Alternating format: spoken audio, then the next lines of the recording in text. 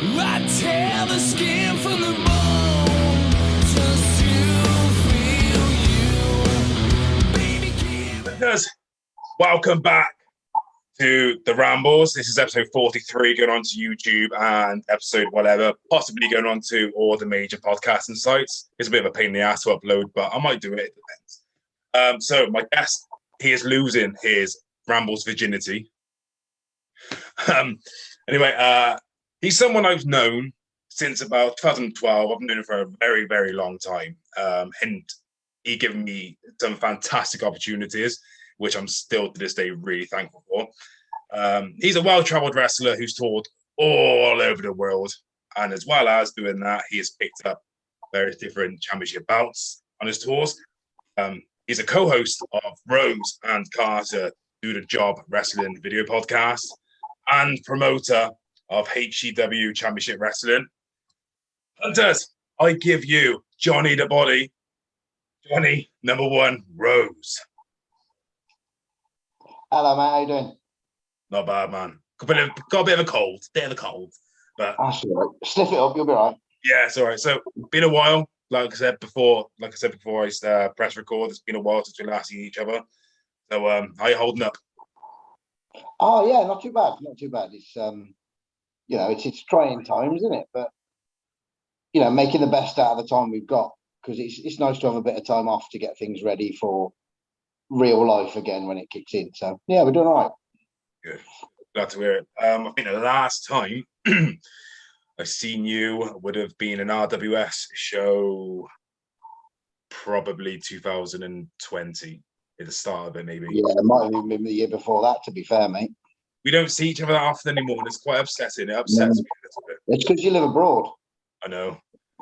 Live abroad, yeah. In abroad, hot, sunny Wales, and this shit and rain and all the bloody time here. There was a sheep as well. So should we get into the questions? Are you ready? Yeah. So, Johnny, everybody has a story, as you know, and as I know. So, for the dozens and dozens, not millions, just dozens, watching at home, how and why did you get into the wrestling business? Why? Because I've always been a fan. Like, since I was I remember watching it in my nan's house on a Saturday afternoon, like in the ITV days. So probably 6. And then I went to see my first live show when I was 8. And I remember it to this day. And it's I went with my granddad. My granddad took me because I was kind of bugging him, saw posters in the town and stuff, and I was just bugging him to go. But the second match on, I hated. I thought there were two big men. It was Pat Roach against Ray Steele, and there were two big fellas, and I thought they were beating the shit out of each other, and I cried my heart out. And then it was break time, then interval, and I wanted to go home. I was like, nah, this isn't for me. Got it all wrong. Maybe I don't like it after all, or maybe it's just a TV thing or whatever. But he made me stay. He was like, I've paid whatever it was to get in, freaking £3 or something. You'll stay in.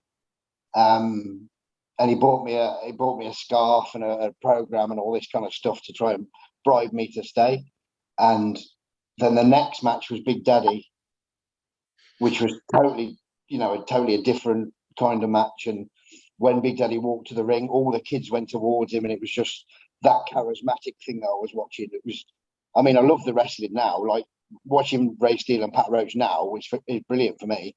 But that whole entertaining side of things got me hooked, and just seeing Big Daddy walk to the ring, all the kids running up to him and him being like the best babyface Britain's ever seen, got me hooked. So from that day, I've always said that I was hooked from that match, from that minute when Big Daddy walked to the ring. A couple of things that were cool is the two people in the first match was Danny Collins and Kid McCoy. I've since wrestled Danny Collins. I've wrestled in the venue where I went to for that first match, and Big Daddy's tag team partner was Andy Blair, that trained me once at the gym I trained in, and his opponent was Scrubber Daly and Lucky Gordon, and I've wrestled Scrubber Daly. So there's a lot of people that have been involved in my life from that first bit of show. And the last match was Rex King, Rex Lane and Steve Logan, and I trained at Steve Logan's gym. So, you know, there's a lot of people that were involved in that first show that kind of, you know, were connected to later in life. So yeah, got hooked then. Wrestling only came to Worcester like once a year, so there wasn't a lot of live stuff. But I used to go to holiday parks a lot when I was a kid, and there was always wrestling there. They let me put the ring up, or help put the ring up, when I was about 11, when I was on holiday in Burnham-on-Sea. So that was really cool. So that I've always said that's my first wrestling job, when I was 11 years old, putting the ring up. Yeah. And then I worked at Butlins for a year when I was 18, working in the restaurants, and there was wrestling every week. And see, I kind of thought it was all legit. You know, it was entertainment still, but it was kind of legit, right? And then every week was the same show, people losing in the same way. And I thought, well, what did you learn last week, you dickhead? You know, you've done it exactly the same again this time round. And then by the end of the season, I kind of twigged on, it's fucking bent, this, isn't it? So I spoke to the promoter there about, you know, how I go about training, and he sent me in a couple of different directions. But I actually promoted before I wrestled. Okay. So, and that came through Mad Eli. Mad Eli, I remember him. Yeah, crazy guy, bless him. Rest in peace, man. But yeah, awesome. I used to call Russell Plummer, who used to write a lot of wrestling programs, that kind of thing.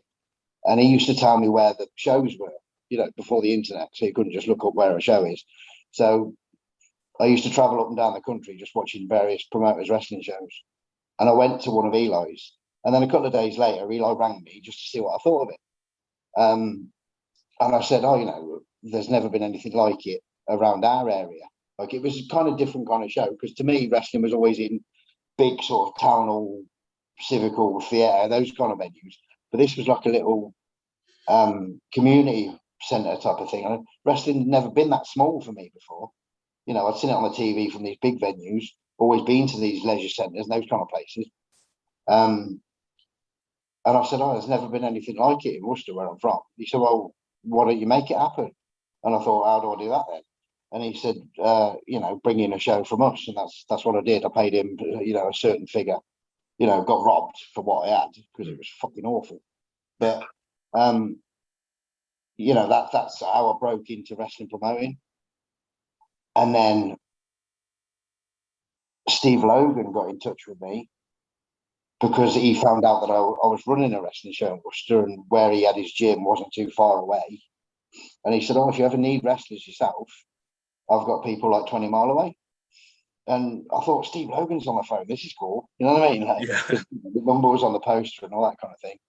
And in the end, I started going to Steve Logan's gym, and it was John Brown that was training there, who was a great referee as well. He was refereeing at the time for Klondike Jake, the kind of lookalike promotions, but wrestled a lot as like the ninja and that kind of martial arty kind of gimmick.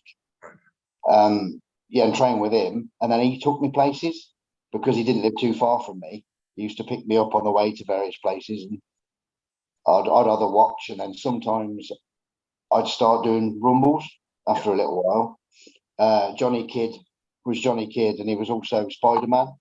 Yeah. And obviously he couldn't be both people in the rumble or the battle royal or whatever it was, so I'd dress up as Spider-Man. You know, and that was kind of like my first introduction into the in-ring stuff. And just went from there, really. But it was just, I wasn't really any good at the training part, because I was never any, you know, I'm just not athletic at all. Even when I was slim and like relatively fit, just not athletic in any way. You know, I was never any good at sport, never had an interest in any sport, never been a football fan or any of that stuff. But I've always wanted to entertain. You know, so I grasped the basics of the stand-up wrestling, but, you know, the bumping and the fucking rolling and all that, it's never been for me. But I got on really well with John Brown, that helped train me at Steve's gym. And it was because of him that I kind of got different places. First match I ever had was the Rumble in Wales, in Cymru. So, you know, it wasn't even, my first show was international. Yeah. It's not bad. Not bad, is it really? Abroad, you know what I mean? Yeah. So your first match was the Rumble, right? So Yeah. at that time you get told, Johnny, this is your first match. You're going to be in the Rumble tonight. What is going through your head? Because everybody's different. Everybody like, some people be like, oh, it's all right, got nothing to worry about. But some people are like, oh shit, you know. I'm glad that I was in a Spider-Man suit because I was probably pale as snow. Like the colour would have dropped out of me, like the shit probably did. You know, I know I was terrible. I know that. There's no doubt about it. I mean, I'm not much fucking better now, but I didn't understand how wrestling worked. You know what I mean? But on the other hand, I remember vividly that on the way to the ring. See, for me, it was all about entertaining. Fuck the wrestling. Yeah, you know? that's the same as me, as you know. Yeah. But I got it all very wrong in that Rumble because on the way to the ring, I was doing it was a bit, you know, there's a lot of people in there, like 600-800 people. You know, I was doing the clap your hands to the people thing and all that kind of nonsense and thinking I was doing great.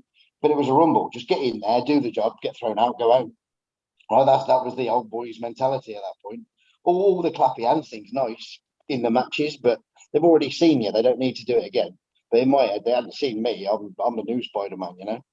So I remember getting a grilling from Chris McNeil saying, "What the fuck was all that about? Taking all that time to get in the ring?" You know, I was doing the 10-9-8s for the next people before you're even in the ring. But I learned a lot that day from Chris McNeil, who was the MC, but he was a great wrestler himself. About how to punch and stuff because he saw me punches were piss poor. And I remember after the show we had a drink from the leisure centre bar, and I had 2 drinks in my hand. And he went, "I'll show you how to punch." And he punched me square in the belly when I had 2 drinks in my hand. And it was like it came in strong, like it wasn't a fucking full on punch, and I was like, "Huh," and like just trying not to sort of show any sort of pain and the fucking drinks going all over the place. But I was more concerned about dropping my drink, to be honest. But like, yeah, it was hell of a learning curve. That's what it's about, though, isn't it? You gotta live and learn wrestling. Every day, even now, like I watch countless hours of wrestling, and every day I'm learning something. Yeah, that's the important thing about wrestling as well. I think that's a lot of things that people forget. You always learn. You are always learning, no matter what. You know, it might not be in wrestling, it might be in anything. You're always learning. So you done your first Rumble. Yeah, you wasn't that good, you said, but you carried on anyway, and then you ended up going across the pond. Yeah. So I want to say, I think, is that right? Where's it? Sorry, Texas. First one was Pennsylvania. I'll go on and let's hear about your time in America then. How you got there? 2002, that was. And that was someone getting in touch because they were running, it was called Allied Powers Wrestling Federation. And the Allied Powers, well, they were a tag team in the WWF called the Allied Powers with Davey Boy Smith and Lex Luger. So like an Englishman and an American. Yeah. So I think they wanted like an English team to be part of this tag team sort of knockout thing they were doing. And I don't know how or why, but they got hold of me. And away we went. Jim Duggan was on the show. It was in Punxsutawney where the Groundhog Day film was filmed. And I was way out of my league because it was that Pennsylvania wrestling is quick and it's strong and they look meaty and I wasn't, you know. And it was all very not my style at all. But it was a great experience, you know. They treated us well. They put us up in a nice place and, you know, took us out for the night and stuff. And it was, again, a learning curve. And Jim Duggan was cool.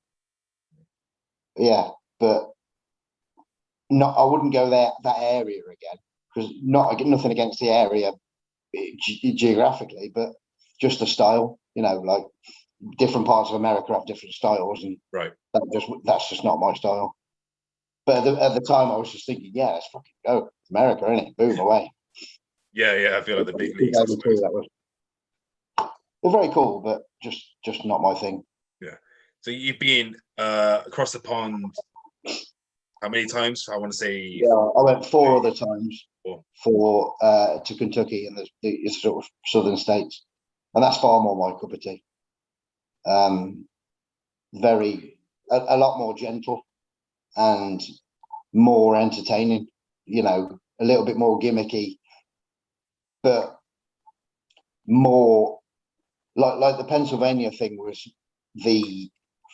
it's hard to explain without kind of contradicting myself. Like the Pennsylvania thing was showman wrestling, where they're doing the flips and the stuff, whereas the South is showman and wrestling.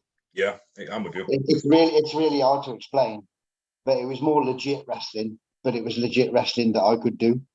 You know what I mean? And I was so comfortable there, and the promoter there was amazing. Still friends to this day. And yeah, great place. I went 4 times with 4 different sets of people. Yeah, just a real good experience. Everything about it, the place. I'd move there, you know, if it was that easy. I'd just fucking up and go. Everybody was friendly. The rest of the crew were amazing. The crowds were great. The venues we did were brilliant. You know, some of the places that had been ran by WCW and Smoky Mountain and that kind of thing. Yeah, just a great experience. I love the southern states. I've always liked that southern states, you know, the southern style of wrestling. Yeah. You know, still something I watch regularly now. And yeah, it's brilliant. Love it. Nice. So you had some good experience over in America, which is cool. Yeah. I want to say you won a championship bout over there. Yeah, 2. Well, technically 3, because we won the tag team tournament on the first one. The tag team, it was like a 4-way when we went to Pennsylvania. We won like a 4-way tag team elimination kind of thingy. And then we had to give up the belts that night because Jim Duggan sort of chased us off, and there was this old, you know, G that way. And then a couple of years later, when I went to Kentucky, I won the international championship. I won it on the first night I was there, and I lost it on the second night I was there. So that was that. You know, I've still had it, haven't I? Yeah. And then me and Mad Dog won a tag team tournament where we had to do 3 matches on like in a barn on a sort of fairgrounds thing. I think it's called Richmond, the town in Kentucky. And we wrestled. In the first round was 2 guys from OVW, Mr. Black and Vito Andretti, that were called Fat and Furious. Right. And they're real cool people. You know, done a lot on TV with like Nick Dinsmore and John Cena and Batista and, you know, that kind of thing in OVW. Yeah. The second round was the promoter and his mate called Billy. Great team, cracking people. And then like 2 sort of Tatanka type Indian gimmicks in the final. I can't remember their name. Yeah, and we came home with those belts, and technically we were about 15 years undefeated. Nice. Oh, that's cool. So you toured America, you come back to the UK. Obviously, I know you've done a bit in Celtic. I say a bit, but you actually had quite a lot of success in Celtic wrestling. So let's hear about Celtic wrestling. So I know Celtic wrestling guys are going to want to hear about this. Cayman to me is one of the most genuine human beings you could ever wish to meet. He could light up a room, couldn't he? Yeah. Like, yeah, wherever he is fun. Once we had a really long road trip, and most of the way there he was singing Roll Up and Ride on Rosie, the tune from fucking Playbus, which I still bring up in conversation every now and again to him.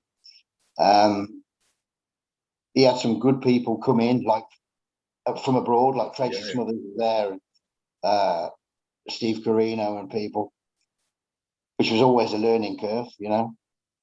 Always treated me well, putting me on with good people.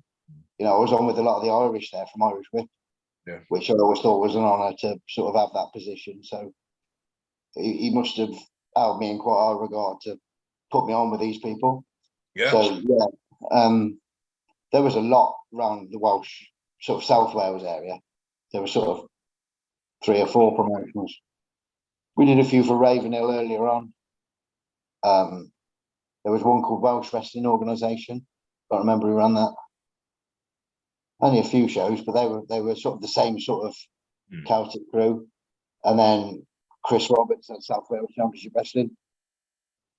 So we were in South Wales a hell of a lot when me and Mad Dog were wrestling full time, you know, and out on the road every day. Yeah. So without South Wales, we would have lost a hell of a lot of, you know, bookings. So always been thankful for South Wales, really. But yeah, Celtic, you know, always a joy to go to, and always fun. It's got to be fun. If it's not fun, then I'm not going. Yeah. I mean, fun outdoes fucking money, or, you know, every time for me. Yeah, I completely agree. Yeah, that's something I always love about HCW. The locker rooms are always brilliant. There's always fun. You know, when I came back to HCW in 2018, nothing had changed. You know, there's different guys. You know, obviously when I was about, it was 2012, so there's different guys. But when I came back, these are like, oh, okay, so these are new, but there was nothing, you know. Yeah, no, you know, I don't do assholes or egos or. No, I know that. you're if you're not there for the entire show, then what's the point of being there? Because it's our show. It's not just mine. Yeah, it's run. It's a wrestling show run by wrestlers for wrestling fans. You know what I mean? It's so the common interest is wrestling. So if you haven't got that common interest in as the set goal, then just there's no point in them being there. You know, we don't. So I'm really quite proud of the crew that I've got. Yeah. You know, and thankful for them. Yeah, definitely. Yeah, they're all a great bunch of lads. So where did HCW start for you? In my mind, it started when I bought a couple of shows from Eli. I bought 2 in 1998.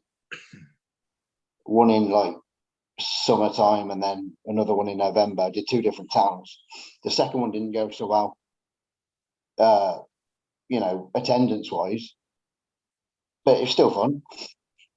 And then the year after, 99, I thought to myself, you know, I started making more contacts then because I was going out places myself and you know, wrestling some. So because I had a few phone numbers, I started making a few inquiries. Where can I get a ring from? What do I need? You know, yada yada. And I worked out that I can put my own show together with probably better quality talent than I had from paying Eli. Nothing. I loved Eli. Don't get me wrong, but for what I paid him, I was shafted in the arsehole. You know what I mean? So that's exactly what I did in 99.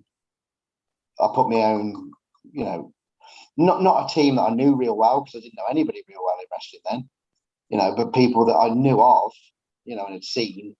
And Jody Fleisch and Johnny Storm was on it, Alex Shane, you know, and several others, for half the price, probably a little more than half the price of what I was paying Eli for a carload of fucking idiots.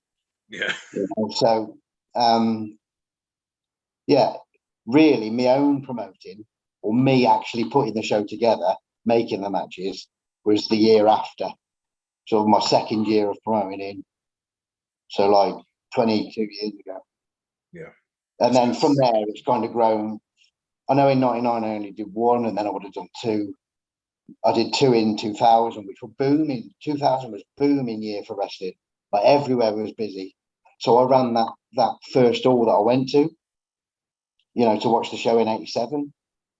I ran there. We had like 600 there. I did Hereford Leisure Centre. We had like 650. You know, it was booming. 99 was a great year. Sorry, 2000 was a great year for wrestling. They must have been good on TV, you know, people watching. And then from there was just more shows were appearing. Yeah. And then I started selling shows to people because I learned from Eli that you could make fucking money out of this. You know, clearly there was money to be made, you know. And then the carnivals happened and, you know, all that kind of stuff. Because I remember as a kid, I went to see wrestling on carnivals, fun days, and that kind of thing. So I got in touch with those.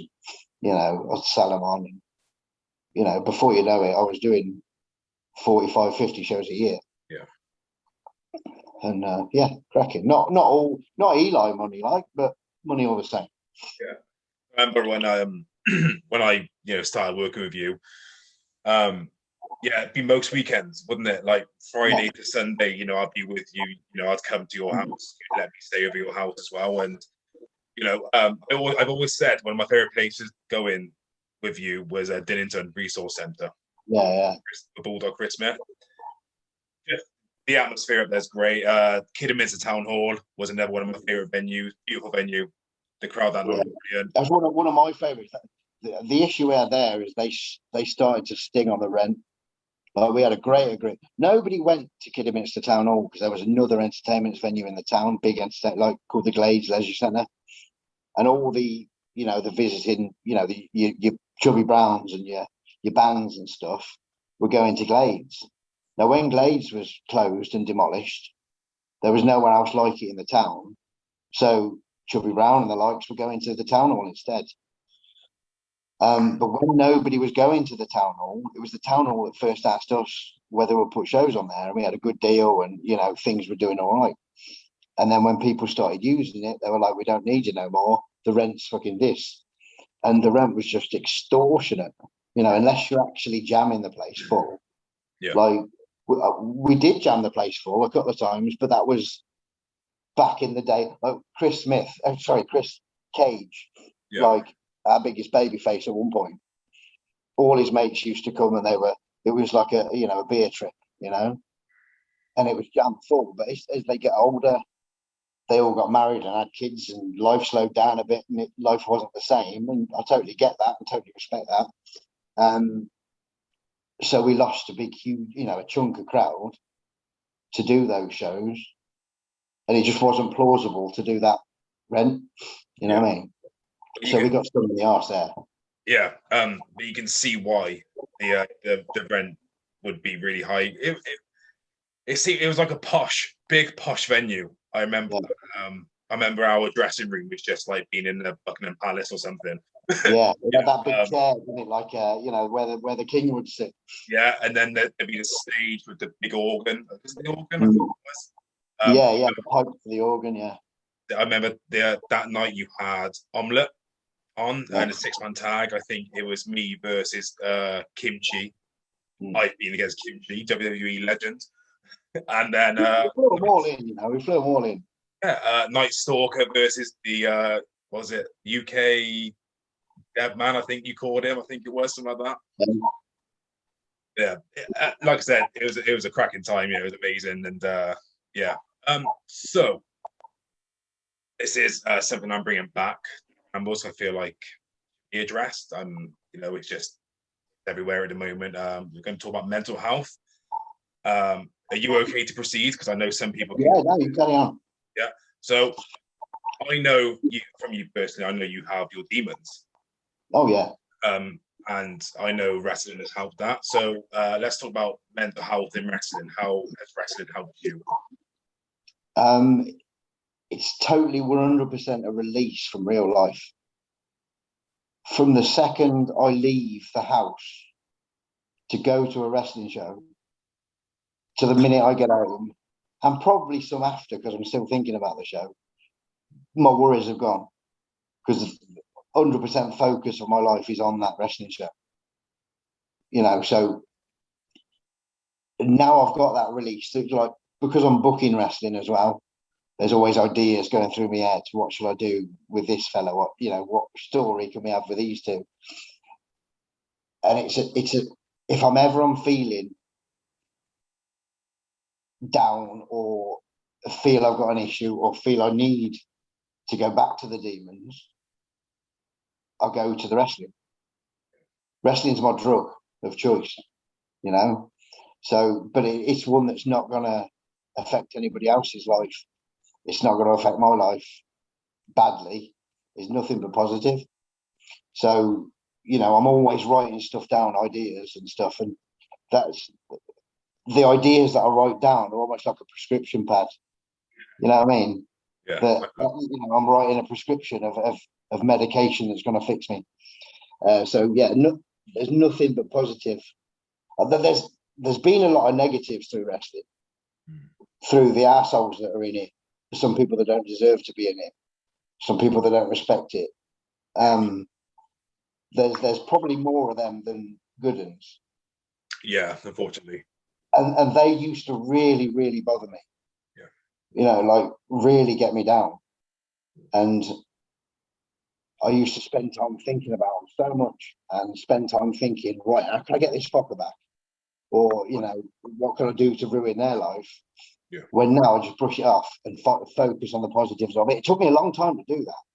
A lot of time. Fucking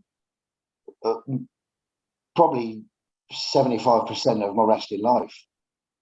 I was angry towards the bad in wrestling, towards the bad people. When now, after all those years, I'm having so much more fun with so many, a lot better people, because I've filtered that through my mind. So now wrestling's only positive. When I genuinely wish right from the start I'd have had that filter, because wrestling will be a lot better for me.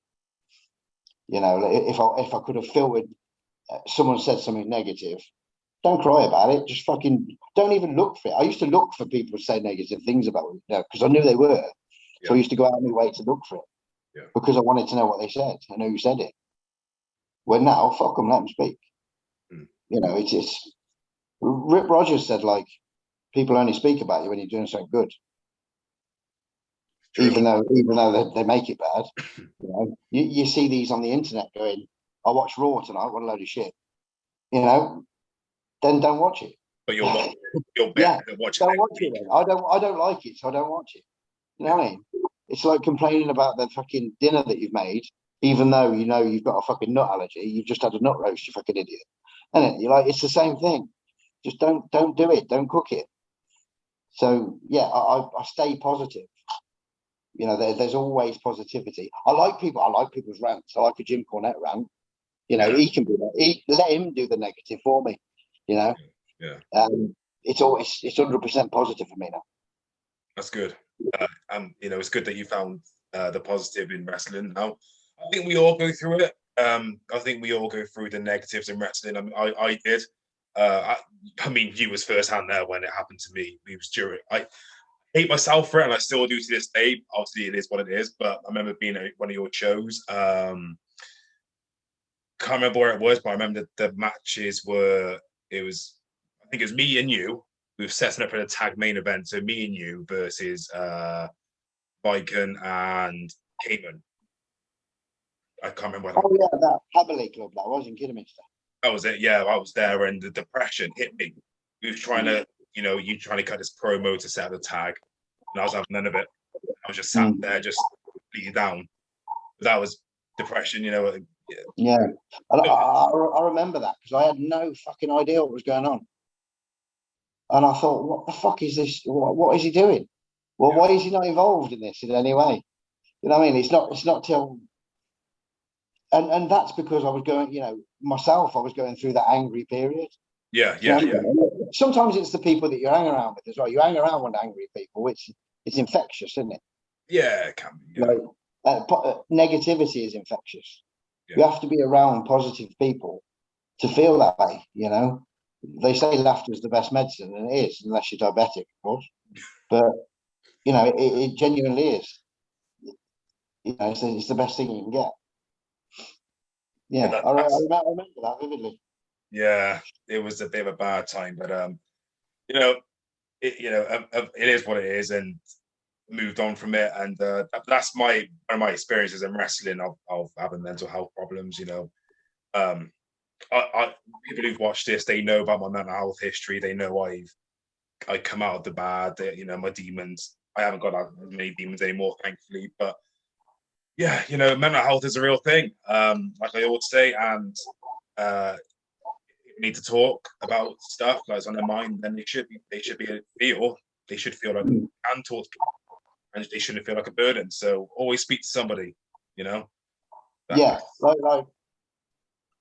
everybody deals with things in different ways.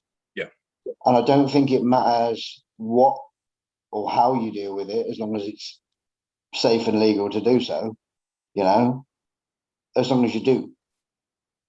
There's a lot that don't, because they see, you know, am I weak for doing this? Or am I failing for doing this? Or, you know, am I letting people down for doing this? No, you're not. Sort yourself out. It's you. Only you can fix you, but you've got to go. If you've got to go through someone else, that's fine. But you've got to make that decision to do it. And that's another thing that took me a long while to sort, you know, because I did have all those thoughts, you know, are antidepressants a fucking, you know, that stigma that's attached to all this, that, and the other, you know? And I haven't been really open with things publicly because that's not how I deal with it.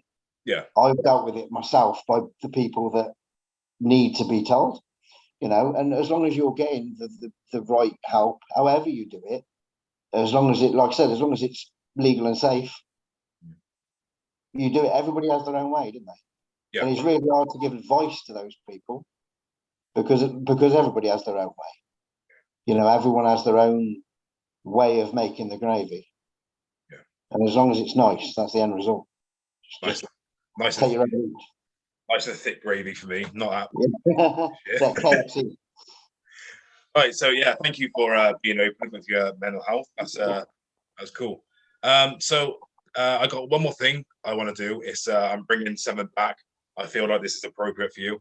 It's called, I don't even know. I haven't got a name for it. I don't know. It's just a quick fire kind of round. It's something where I'll just throw some names at you. Like I said before the recording started, I'll throw names at you, just a quick honest opinion about them. So yeah, first person is Pat Rose. Pat Rose. Yeah.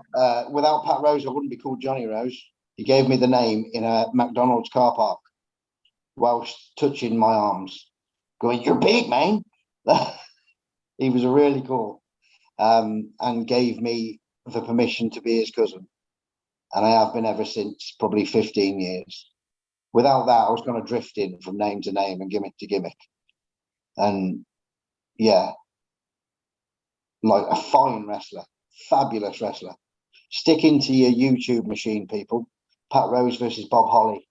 It's from Smoky Mountain Wrestling. And Pat Rose is quick as a cat and just a fabulous wrestler. An hell of a human being. Bass fisherman now. Got his own show on ESPN. Yeah, fabulous man. Nice. Quickly before I carry on, you say about different names you've had and all that. Johnny the Body. Yeah. Where'd that come from? I'll tell you where that came from. I literally had a different name everywhere I went for a while, right? Yeah.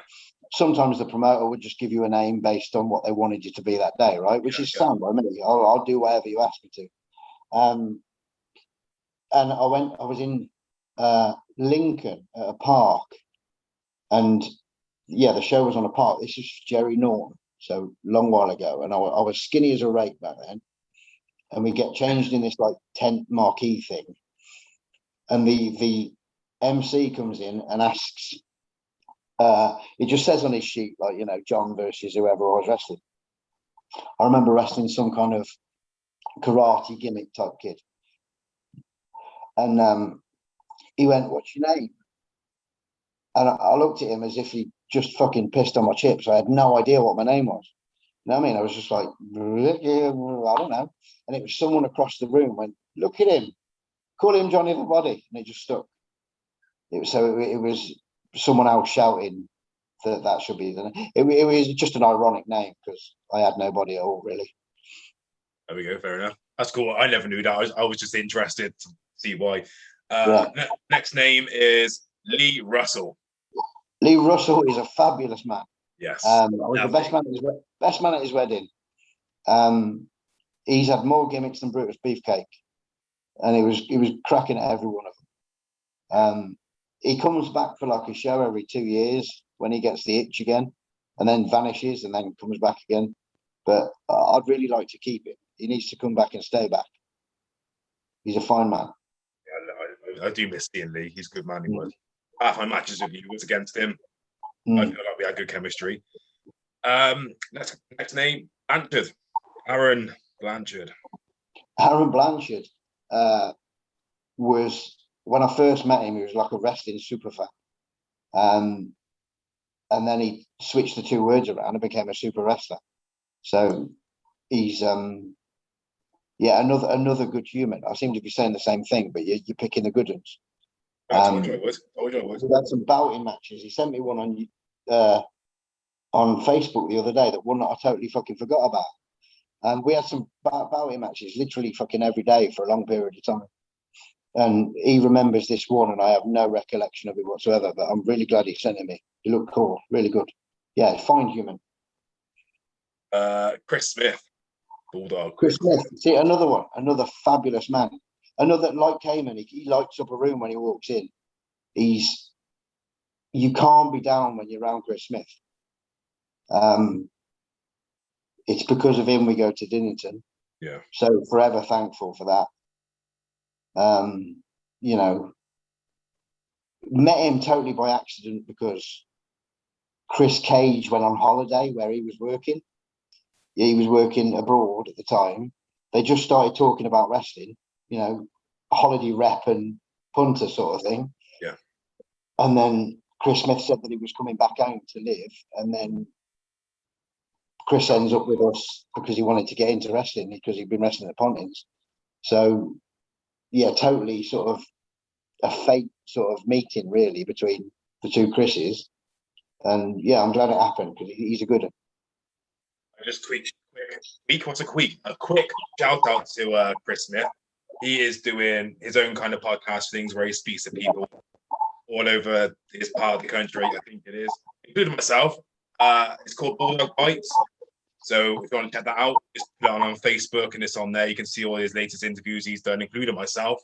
So yeah, thank you, Chris. Yeah, for that. I think I'm doing next week or the week after or something. Oh, cool. So I'll make sure I tune into that. I'll give that a listen too. Lewis Blain. Lewis Blain was on the very first show that I bought off Eli, and he's still with us to this day, and he's the only one that stuck. So not only is he a friend, not only is he a wrestler, he's a friend, but a very, very loyal one. Yeah. Because there was opportunity, there was times where, you know, there was falling outs between groups. Yeah. He was close with the other group. Yeah. But, you know, for whatever reason, he stayed with us, and I'm you know, I can't thank him enough for that, for what he does for us, for what he does for wrestling, and for me personally, just me personally, you know, another good one, fine man. Yeah, shame because it was his fifth decade in wrestling this year. Yeah. Got it. I'll have to celebrate it for him next year. He's always good to have around as well. The knowledge he's got, yeah, and he's always helped us with finishes and stuff, and you know, match finishes. And if I've got this kind of idea that I can't quite tweak in the right way that I want it, I can say to him in the dressing room, right, this is what I want. How do we do that? And he's always got some kind of idea, you know, because he's seen it. You know, he's done it. He's seen it. Long time friend of yours, Mad Dog Maxx. Mad Dog Maxx is exactly that. He is mad. He's a dog, and he's Max. He fucking hell, he's wild, man. Calmed down now a lot, bless him, and he needed to. But we they say in wrestling, like, if there's two people that are together all the time, they're married. You know, like if you're wrestling them every day, it's you know, a marriage. You know, it happened a lot in the American wrestling. You know, when they'll do 6-week tours, they wrestle the same person every day, and so this person and this person, you know, Rick Martel and Haku were married because they wrestled each other every night. So they were married for 6 weeks. And me and Mad Dog were married for several years. You know what I mean? That we went everywhere, either tagging together or wrestling each other. That was just the way. There were the occasions when other matches happened, but it just happened to be that way. And every one of them was fun. Came to America with me a couple of times. Everyone was fun. Like the nights out that went with it were fun. We did things we shouldn't have done. But do I regret them? No, do I? Fuck, they were amazing. Great times. We're never going to live those times again. And that's gutted, to be fair. My body certainly wouldn't handle it. His would. He's fit as fuck. that he's doing really well for himself. He's been all over, Japan and all this, that, and the other. And I'm really pleased he's doing well. We still communicate a lot. Away from us. Sometimes people think because you're not, he's not wrestling on my shows and I'm not wrestling on his shows, there must be some kind of fallout, and that's not the case. We just have different lives, but that doesn't mean we still can't be friends. You know what I mean? And we always have. We've never not been, and we've experienced some crazy shit, and he knows everything about my life, and I know everything about his life, and not many people do. So then it takes a lot for me to trust someone. So that just shows how much I love him. Good man. My memories of Mad Dog Max. He was at the first ever independent wrestling show I went to with Pro EBW, which is now Evolution Wrestling. He was there wrestling, and the day after, when I went to their training school, he was there to take a training seminar as well, and he helped me. I don't know if he'd remembered me, but back then, So he's a good bloke. I like him. And lastly, probably one of your heroes, Scrubber Daly. Scrubber Daly. Do you know? I saw Scrubber Daly at that very first show that I went to. Always loved him on TV when I was young on the old ITV Wrestling. Then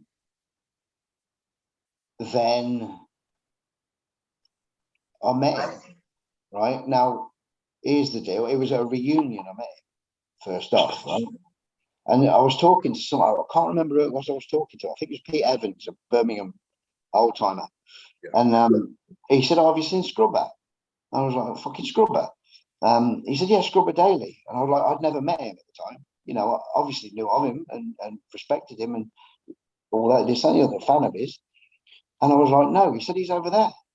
I was like, I was looking for, what I saw on TV, the big beard and the long hair and the fucking, not the dungarees, because we were in a fucking reunion, not wrestling, but, just that body shape. And now over there was a bald-headed, clean-shaven, fucking skinny fella. Oh, crazy. He looks so different. I had no idea it was him. So anyway, go up and speaking and, mutual friends and this, that, and the other. And it was a quick conversation. And then Scrubber and Nigel Hanmore got friendly, and I'm friends with Nigel Hanmore, Tommy Stewart. Yeah. So, I got to know Scrubber more. And another fine human. Wrestled him twice now. And fucking dream, like one off the box, one off the, the bucket list of wrestling. Not many of them are possible for me anymore on the bucket list. So I'm glad that one is, and it's done. A really good man. Someone I've been around, not in the wrestling world as well. We've had, we had a fucking day in Blackpool once, and that kind of thing. Yeah. Just a fine man to be around. Someone I'm comfortable around. Sometimes I'm still intimidated by the old timers to a degree. Yeah. Because I'm still the new boy.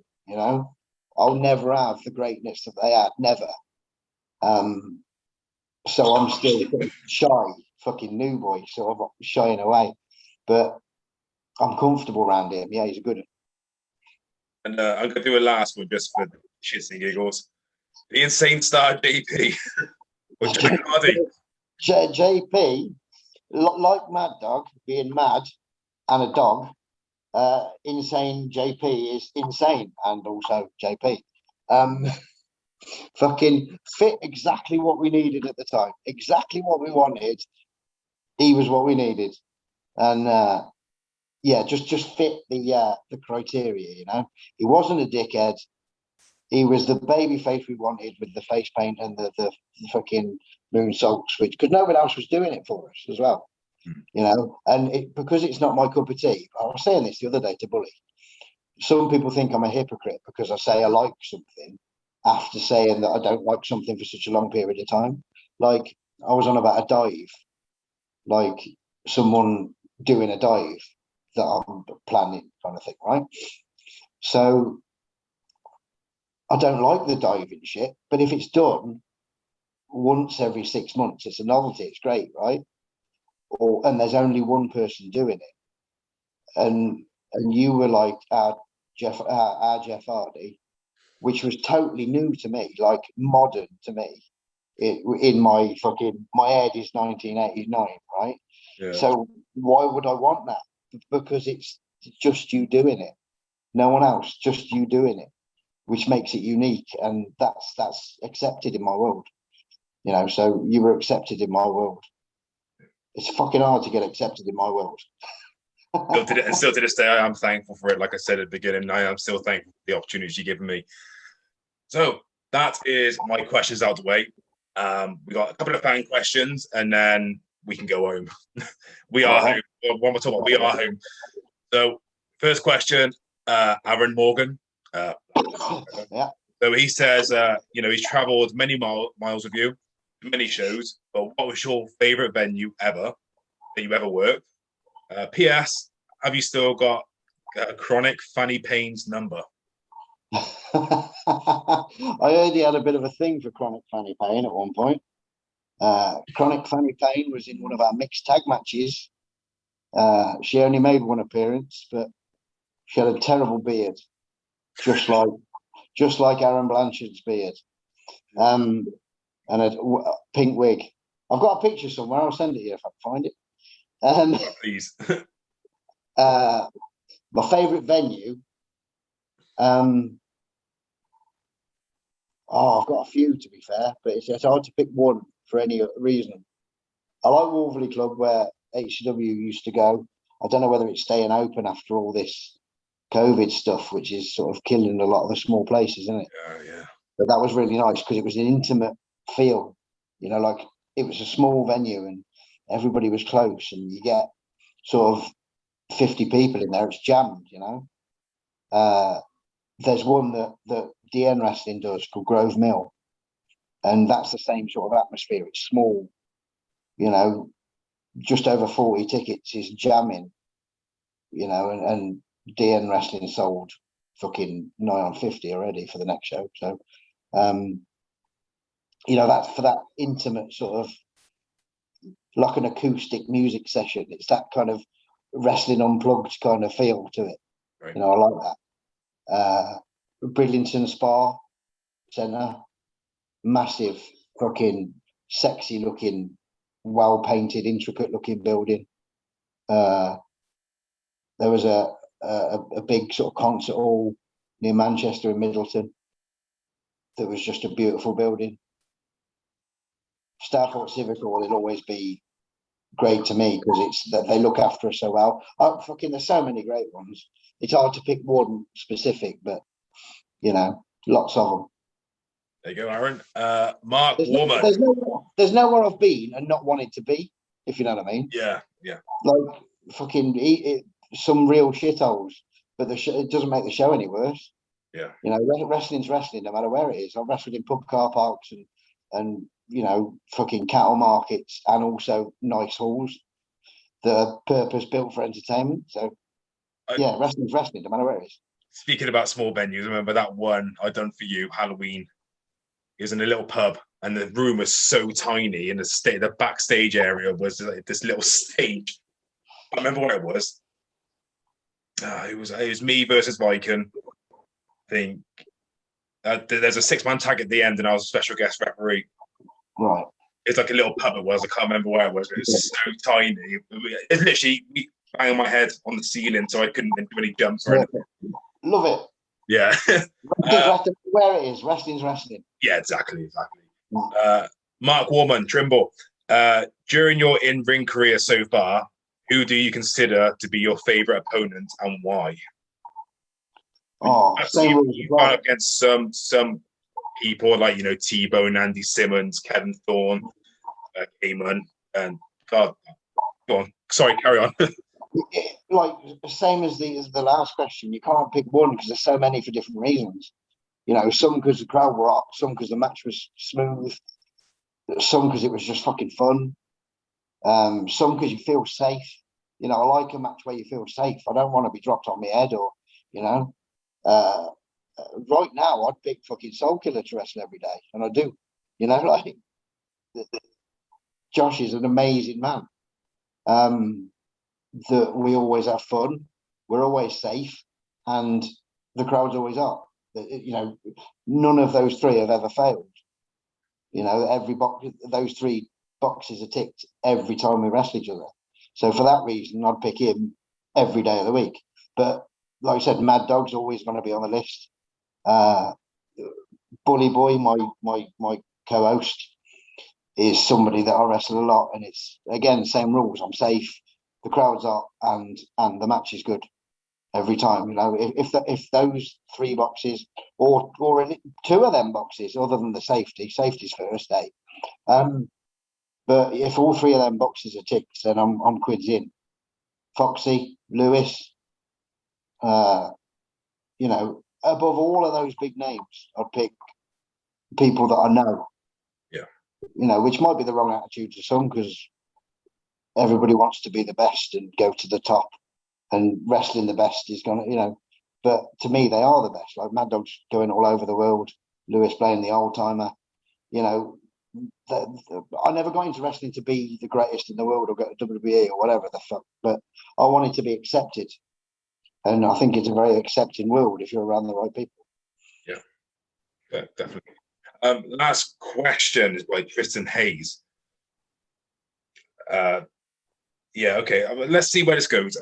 So, can you tell the story of breaking your ankle on Friday the 13th and how another wrestler, Rampage, I guess Rampage Brown, 1 to 2 matches later did the same thing? Right. Not Rampage Brown. It was Martin Rampage who. I remember. Yeah, I remember Rampage. Yeah. Right. So it was in a battle royal. I broke my ankle, but Martin broke his leg earlier in the show. Right. It was Friday the 13th. So the fact that both of us broke our ankle on the same day is either Friday the 13th is a real thing. I'm not the biggest superstition. You know, I don't follow all that bollocks. You know, superstitious. I don't believe superstition because I think it's bad luck. So Friday the 13th is either real or we're both fat clumsy fuckers. We were. Yeah? So I'm going with that one, to be fair. So how Martin did it, I don't know. But I remember at the time thinking, fucking broke his ankle. That's pretty nasty, isn't it? So off he goes in the ambulance. Battle Royal. I get sort of, there's a lot of people in the ring in their Battle Royal. And there's arms and legs everywhere. You can't really do a great deal. I get clotheslined from fucking out of nowhere. In my head, I'm thinking, I'll dive through the ropes. I was meant to fucking win it as well. Devastated. Right? I'd never won a Battle Royal before at this point. So boom, I was meant to go through the ropes. But I did kind of go that way. But my foot didn't move at all off the ground. It was like there was a fucking lead weight in it. Like I couldn't lift my foot up and it just cracked. And somehow I ended up on the floor. And I remember going, fuck, the pain. And the ring announcer man was going, oh, stop swearing. I was like, nah, mate, it's not happening. And then, me and Rampage shared a fucking hotel room together. Well, hospital room, but yeah, that was the story there. But it was Friday the 13th of, I think it was September of 2001. Yeah, 2001. Yeah, and it wasn't pretty. Yeah, it really was. It was to have exactly the same thing go wrong on the same day. Last question by Cayman. Tell us about Rosie. Yeah. You know, I said earlier on, he said, roll up and ride on Rosie. Yeah. So, there we go. I've already told him about Rosie. It was a song that he sung for about 4.5 hours on each way to a show sort of on the Norfolk coast. We saw the people from Hollyoaks in McDonald's that day as well. We were having McDonald's at the services and the cast of Hollyoaks walked in. It all happened. It all happens in McDonald's. I think they came to see us. That was what I heard. It's just what I heard, just a rumor. But, yeah, I would agree. You know, so not like I said. Excuse me. It all happens in McDonald's. You got your last name by Pat Rose in McDonald's car park, and you had the cast of Hollyoaks come and see yourself in Cayman. Yeah, crack in. Well, what a way to finish a Rambles. That was good. Sponsored by McDonald's. Yeah. All the burger drinks are available. So is there anything else you'd like to plug, promote or anything before we go? Plug HCW Championship Wrestling. Everybody needs to go there if you're in the Worcestershire area, or even if you're not. The Railway Pub in Oakham will be open soon. Everybody needs to come and eat and drink because it's going to be the finest.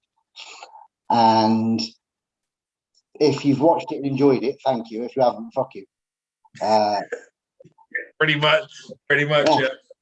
If you haven't and you've made it this far, then you must have enjoyed it. Or see, a lot of people tune into things to see whether I fucking ran on people. I don't do rants really anymore because I don't see any fucking point in it. It doesn't help anyone.